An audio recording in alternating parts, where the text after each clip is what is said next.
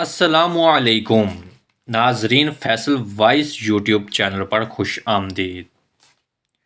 ناظرین، حضور اکرم صلی اللہ علیہ وآلہ وسلم نے ارشاد فرمایا کہ میں جنت میں داخل ہوا تو میں نے سنا کہ وہاں کوئی شخص قرآن مجید کی قرأت کر رہا ہے۔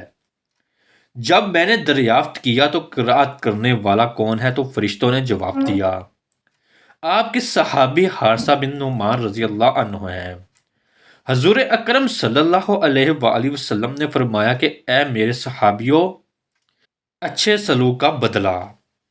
حضرت حارثہ بن نعمان رضی اللہ تعالی عنہ سب لوگوں سے زیادہ بہترین سلوک اپنے ماں کے ساتھ کرتے تھے۔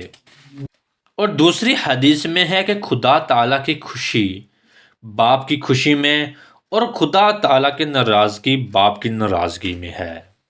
ناظرین، ہماری یہ چھوٹی سی ویڈیو آپ کو کیسی لگی، لائک اور کمنٹ کر کے ضرور بتائیے گا۔ ملتے ہیں اپنی اگلی نئی ویڈیو میں، تب تک اپنا بہت سارا خیال رکھیے گا۔ اللہ حافظ۔